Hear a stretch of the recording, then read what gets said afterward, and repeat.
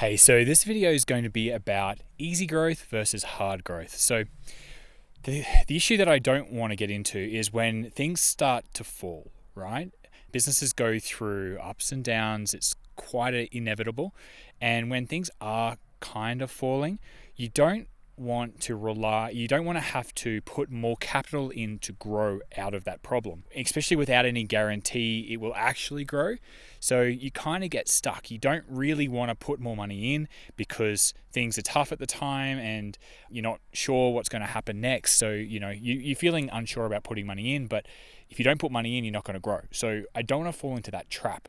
And I think e-commerce is a good example of this. So you need to, drop shipping is a little bit different. Drop shipping where the order is placed and you're not really handling inventory, but when you get to any sort of serious size in e-commerce, you need to buy in large quantities to get far better pricing. So you want to buy, 5,000 units at a time or a whole shipping container at a time. And that's how you sort of improve the margins quite significantly from drop shipping. So anyway, let me go back to what I'm talking about for e-commerce is you'll need to invest more money into inventory or changes to that inventory or a new line of product or something like that. And there's no guarantee that's going to grow the business. So you're outlaying all this money, and it's such a long time between when you outlay the money for the return on that money to come back in. So let me explain. So it's very positive net working capital. You outlay all this money up front, then you pay for shipping costs, then you pay for warehousing, and then you pay for the 3PL to send the inventory to the customer once you've made the sale. You're paying for advertising, you're paying for the website, all this type of stuff. The person who finally buys off you, that's great, but let's say you've ordered 2,000 units. You probably, with all of those costs involved, you're probably not making any profit until you sell at least 1,000 of them, maybe 1,500 if your margins are a bit tighter. So you've got to wait quite a long period of time until you start seeing profit again. And before that inventory gets down to say 500 units left, you then have to go and place another 2,000, 3,000, 5,000 unit order. So that outlays even more money. So you're a long way away from feeling like the bank balance is ever rising because of this strain on the growth being kind of, you have to keep reinvesting more and more money to grow more and more. I want growth to come easier than that. And I kind of want the business to be able to scale up, but I also kind of want it to scale down just in case things go bad. Like in this e-commerce business, if, advertising rates at Facebook, you're at the mercy of Facebook, Google, Amazon, supply chains, all these things. You want to be able to scale down if you have to without losing money.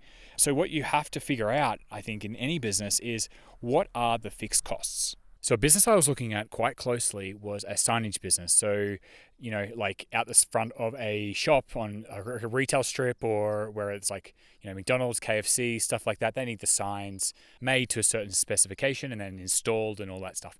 It's a signage business. So it's kind of has like a geographic area that it can service because it's kind of like a trade, but it's got a design element to it too. And it's a bit of manufacturing and it's an interesting business. And the issue I was finding with the growth from this business was that it had these high fixed costs because it had a factory floor where they were making the signage, and then they had the installation team going out and installing the signs. They had a graphic designer in-house as well.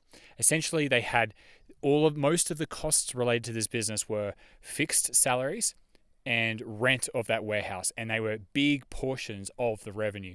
Therefore, if things fell significantly, 20, 30, 50% down, those fixed costs don't fall in line with the drop in revenue. So I was quite nervous about that, understandably.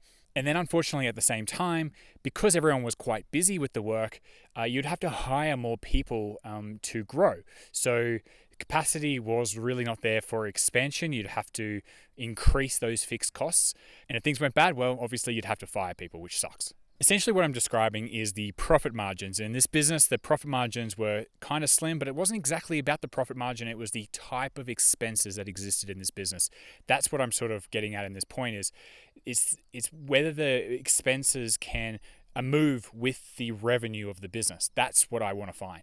And just for those people out there who are looking at like signage type businesses, well, another issue that I found was it's quite project-based work. So work can come in lumps and you'd be flat out for a period of time, and then you could be dry for a period of time. And unfortunately, your fixed costs don't move like that. So you can get caught up with working capital because you might need to pay a lot of material costs and a lot of things up front before you get paid on the other side. And so working capital was always going to be a problem I saw as well with the lumpiness of that. You would never know how much you really need in the bank account.